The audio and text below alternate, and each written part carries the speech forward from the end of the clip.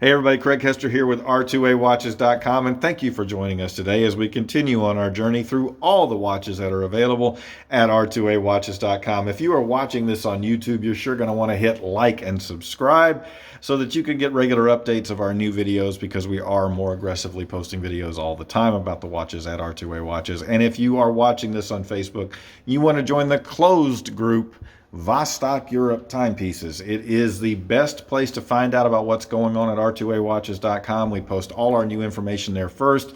Some of the most avid fans of our watches are there, and it really just is a great collegial environment to learn more about our watches and to make friendships with people who enjoy them as well. Today we are talking about the Vostok-Europe Almaz collection. If you're not familiar with Vostok-Europe, they are a boutique brand based in Vilnius, Lithuania. Every watch is hand assembled there. In fact, every watch, the entire process from start to finish of watches begins and ends in Vilnius, Lithuania. They design everything 100% custom there. I like to say they start with a blank piece of paper, or more accurately with a blank computer screen, and they finish with a completed watch. They do so much for a boutique watch brand. It really is amazing. If you want to learn more about them, you should definitely go to the best place to go is our channel on YouTube, R2A Watches, or you can go to R2AWatches.com, and in the blog section or on specific watches, there are a lot of videos where you can learn really all kinds of info about how great of a company Vostok-Europe is and the kind of watches that they produce. As I said, today we are talking about the Almaz from Vostok-Europe. Every Vostok-Europe starts with a story. They build the watch around a story, around a theme. Most of those themes are some kind of an engineering feat. In this particular case, that is absolutely true. We are talking about the Almaz space station, which was the first Russian space station, and it had a great number of engineering developments and feats in it that made it a very special piece of space equipment. In fact, the current International Space Station through to today actually has components in it that were originally a part of the original Almaz space station system. So that tells you a lot about the caliber of construction of the Almaz space station and how, well, really ahead of its time it was to still be a part of the active International Space Station today.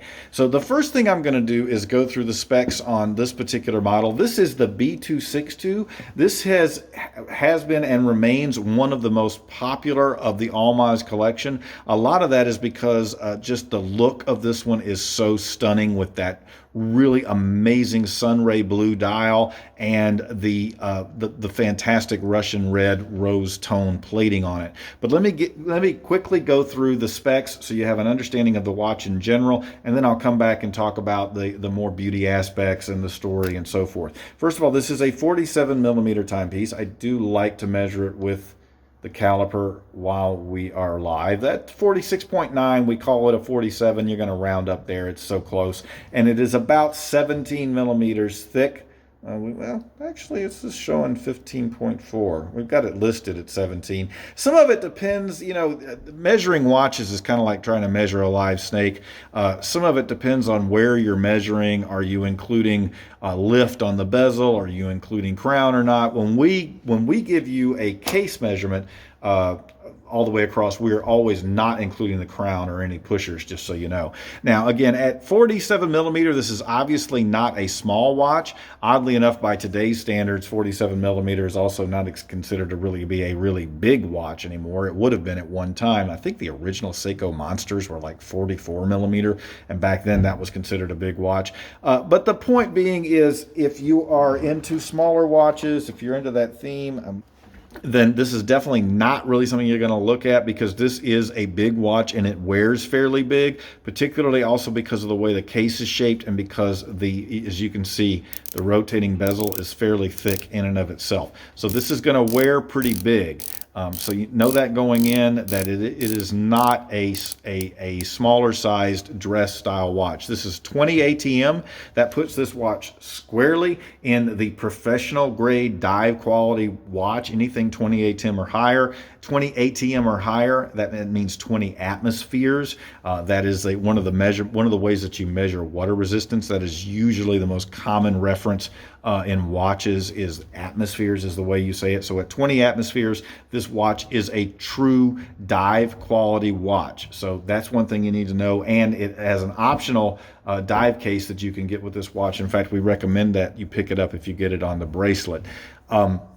It is surgical grade stainless steel with grade A PVD plating. And I like to point out when I use the phrase grade A, it's very important to note that grade A means grade A. It doesn't get any better than that. You could buy a $20,000 watch with plating on it. It's not going to be any better than the plating that is on a Vostok-Europe, because grade A is grade A. So this is the highest quality of PVD plating that you can get on a watch. Second of all, it is surgical grade stainless steel beneath that plating. Vostok-Europe will not do anything below surgical grade stainless steel. And if it's another metal, it's going to be a top grade metal or a composite alloy, for instance, like titanium or bronze they will use. Now, I do want to point out that this is not a bronze watch. Sometimes people, when you see this rich red rose tone coloring that that Vostok-Europe uses in their plating, it can look like it's a bronze, but it's important to point out this is not bronze. While there are bronze models, in fact, I happen to be wearing one today from the Almaz collection. While there are bronze models available from the Almaz collection, this is not one of them. As I mentioned earlier, this has a unidirectional rotating bezel. Now, what's that all about? A unidirectional rotating bezel is to be used for a lapse time function in diving. Basically, you set this pointer where you want to be in terms of the amount of time that you want to have elapse from the starting point. And then, so if, say we put it here, and then when you get to 15 minutes, that 15 minutes has passed. The reason it's unidirectional is if you happen to bump it, particularly if you're diving and the amount of oxygen you have is tied to the amount of time you've been under the water, the last thing you would want is for it to add more time, because it could actually be life-threatening. So if you bump the bezel on this, the worst case scenario is you're going to come out of the water early as opposed to late, which could be way too late. So that's why it is a unidirectional rotating bezel. You also have a full functioning chronograph on this watch. That is another way to measure elapsed time, and it actually is one that can measure a longer amount of time than you're typically going to be doing with a rotating bezel. And this is the 6S11 series from Miyota. The 6S11 is the Miyota Quartz Chronograph, where it's a bicomplex and both of the subdials are in the vertical position, standing on top of one another as opposed to horizontal, or the 3-eye, which is also made by Miyota. One of the really cool things about the Miyota 6S series is it actually has mechanical parts in there as well. It is a jeweled quartz movement, and as you can see when I activate the chronograph, the sweep second hand on the chronograph itself. Now, this is the second hand that's actually measuring elapsed time when you start the chronograph. I'm going to stop it and reset it, and you can see that the regular ongoing sweep second hand is the lower of the two bicomplex subdials. So in order to have the full long sweep second hand going, it's going to be when you activate the chronograph. But as you look, you can see that second hand looks almost like there's no tick, which would indicate obviously quartz. This sweeps almost like an automatic timepiece or a mechanical timepiece, and that is because this is such a high-end, high-quality mechanical parts quartz movement. It's what I call a hybrid. It is not a true quartz, and obviously it isn't a mechanical, but it's a hybrid between the two because there are mechanical parts in a quartz movement. I like to point out that one of the most popular mechanical movements on the market today is the NH35. The NH35 movement wholesale, when you buy the movement to put into watches, actually costs less than the movements from Miyota in the 6S Quartz series. There are quartz movements, and then there are quartz movements. These are high-end, high-quality quartz movements that are going to last you for years. They're damn near bulletproof. They keep perfect time. You're going to be very happy with them if you are looking for hyper-accurate timekeeping, as opposed to you don't get that out of, say, an automatic.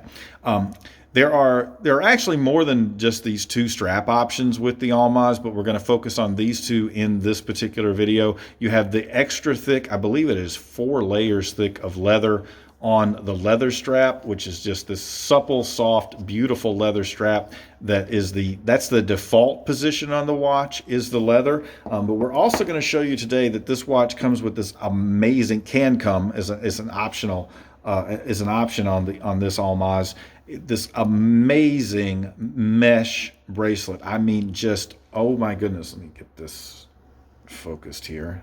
Okay, there we go. This is such a high quality mesh bracelet. And one of the things I like to point out, in fact, I'm going to measure it. There are a lot of mesh bracelets out there that are kind of thin, and they're basically just watches looking for an excuse to be able to say that they have a bracelet on the watch.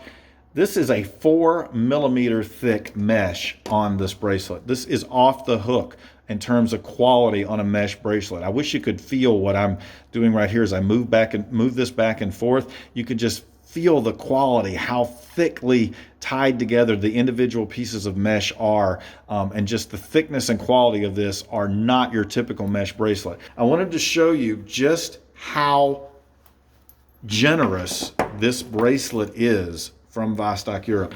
If you can't tell, and that didn't work well for me, did it? If you can't tell just from looking here, I am putting this watch over my hand onto my wrist without ever opening the deployant clasp. That is how generous this bracelet is. I'm going to tell you, if you need more than this for your wrist, I'm not sure I want to meet you. But if I do meet you, I definitely want to make sure you're not angry with me at the time, because wow, look at how much distance. Let's see if I can get it in this shot here. Yeah, look at how generous this bracelet is.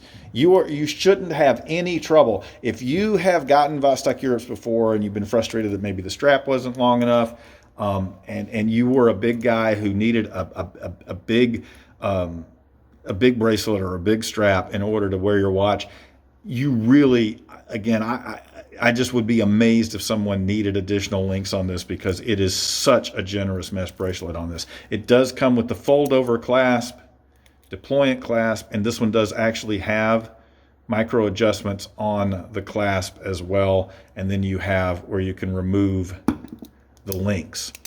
This is a super high quality bracelet coming along with this watch. Okay, other specs, K1 Mineral Crystal.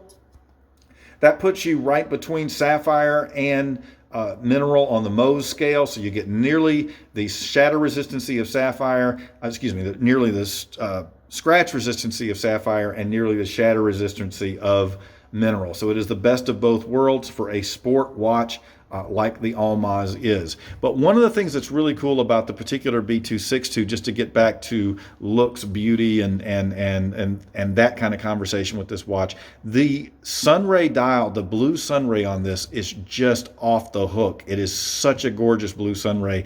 And then the fact that there's actually an additional sunray on the internal, not the internal, but on the subdials of the chronograph just adds for so much light scintillation when you're wearing this watch on the wrist. And then you combine that with the beautiful, beautiful Russian red. We call it Russian red because rose tone is gold in Eastern Europe and Russia, as opposed to yellow gold. That is how they view gold, is as rose. So this gives you a little bit of that dressy. It kind of is a dressy watch, or dressier than most of the sport watches that Vostok-Europe produces, but also gives you those sport features in this timepiece. Really great etching on the case back. Actually, it'd be easier to show you that on the leather strap version. This really amazing etching on the case back of the image of the Almaz space station. This is a limited edition of 3,000 pieces. All Vostok-Europes are numbered limited editions. Screw-in case back, screw-down crown. That's part of the water resistance of the watch. You need to know that you're not going to be able to just pull the crown out. It is a screw-down crown. And as I mentioned earlier, there is the option of picking up the Vostok-Europe dry box, or you could even go all the way up to the Vostok-Europe Energia dry box if you want to get the one that can be converted to hold 4 watches. That is an option with this watch as well. And again, we recommend it with the bracelet because it really does work well, or particularly if you pick up the watch on the bracelet and then add an additional strap like the leather or silicone or so forth. I'm going to quickly show you this on the wrist, and then we're going to wrap up. Again, not a small watch. I have about a 7.5-inch wrist, so you can see how it wears on my wrist. Beautiful timepiece from the Almaz collection from Vostok-Europe of Vilnius, Lithuania. And until next time, I'm Craig Hester, and hey, keep watching.